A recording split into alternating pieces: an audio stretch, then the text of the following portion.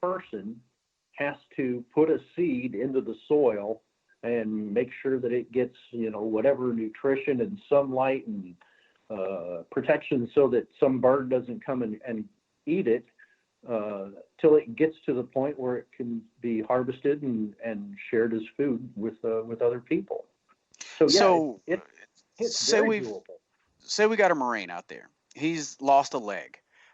He doesn't feel like he can get around well enough to do this. Is that feasible? I mean, can they really do this? Does it make sense? Because food won't just grow in a basement, will it?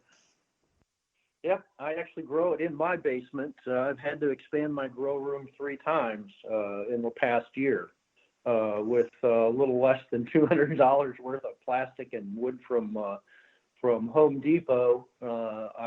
My wife and I created a grow room, and that was we grow microgreens. Wow. I can grow microgreens for up to 500 people, and I've done it in my little 20 by 10 space in my basement. I made salad for 500 people.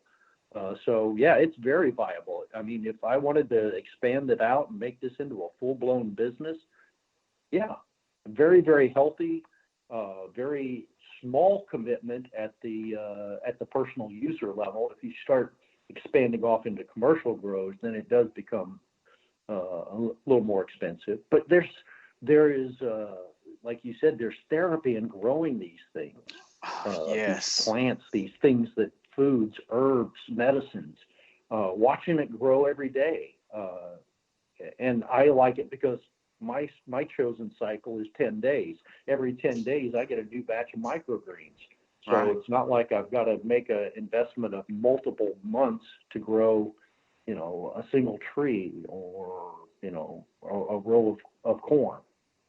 Well, So and yeah, that's this the is all whole, very doable. and that's the intent, being able to do that and collaborate with organizations or companies like Greater Than You Farm, but collaborating with other companies and nonprofits that may be growing corn or strawberries or blueberries. Like I mentioned earlier, that we went to that Ag Expo and I came home with 140 watermelon plants.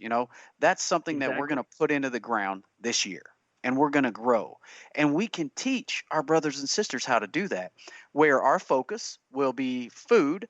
And a big part of that's going to be hemp production because there's something called CBD that comes out of that hemp, right? Well, God bless America. absolutely.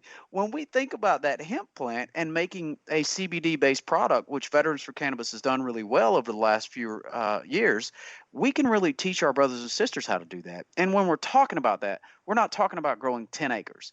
They may grow a half an acre or a quarter acre where they can actually grow their enough hemp on their own farm to take care of their medical needs. When I say medical, let me scratch that because we can't use the medical word, right, when we talk about hemp. So when we talk about their therapeutic needs to help them reduce the inflammation, they could grow enough therapeutic need hemp on their own farm in a quarter of an acre to help them subsidize their use for the entire year. We can do that. Absolutely. Absolutely. And it does. We can help. And there's a lot more to it than just putting a seed in the ground.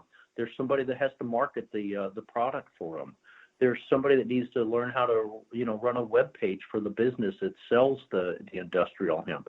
There's all kinds of things. There's more to hemp and growing hemp than just the physical, taking care of that plant. Well, So I think you're you say, spot on with that.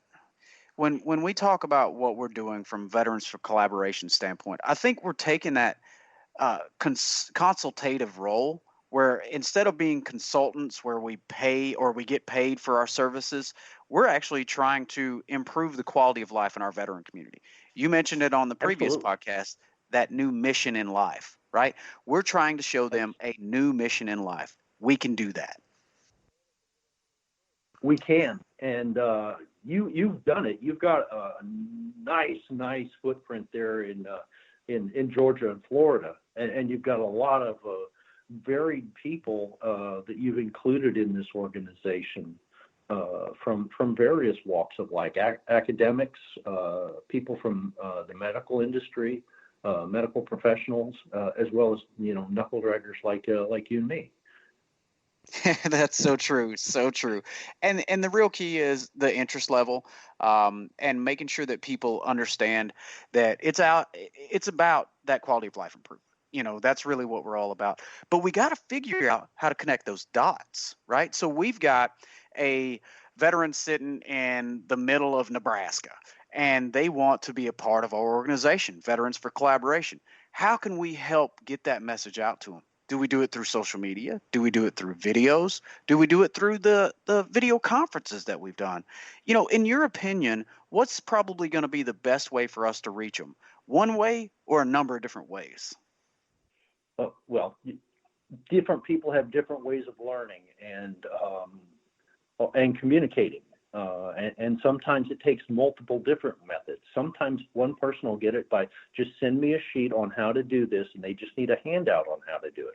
There's another person that you need to stand next to and tell them how to hold a shovel and show them how to dig a hole and what to put in the hole. And then, we say water, but are there other things besides water that you're putting on this seed in this plant? Okay, don't touch it for the next 2 days and then go back and check it. They need that hands-on experiential learning. So we need all of those because each of our veterans that we're trying to reach is going to have a different learning style, in my opinion. Well, that's why it's so key for Veterans for Collaboration to really have a true facility set up so that we can do the training in person. Absolutely. And then we need to make sure that we've got that online training portal put together as well, because if they can learn through videos and watching and be able to access, a database for guidance on something, then that's what we're there to do. But the key is we get our facility built where we can actually teach them how to grow, teach them how to clone the hemp plants, teach them how to clone their strawberry plants, clone their kale plants, whatever it may be. And then we can teach them how to extract that hemp. We can teach them how to crop that hemp out. You can teach them how to do the microgreens. That's really what this is all about. Well, and it's given me a purpose. I think it's probably given you a purpose. So again, we're repurposing all of our lives. Just because we're not wearing green uniforms and boots, we still need a mission in life as long as we're walking around. So thanks for giving me a mission. Well, there's no doubt about it. That mission can be, and the thanks doesn't go to me. The thanks goes to you and to all of our brothers and sisters who first and foremost have the foresight to say, okay, I need to find something to do, or I need to find something else to be passionate about, right? What's my new mission in life? They have to ask the question first. That's the hard part. Sure. and some of them don't know that this is an option. Right. They see big business and they see, big city. Well, you can do, some of the stuff we're talking about in the big city, but growing hemp and the business of growing hemp is going to open up a lot of opportunities for folks like you and me and the people that you and I know.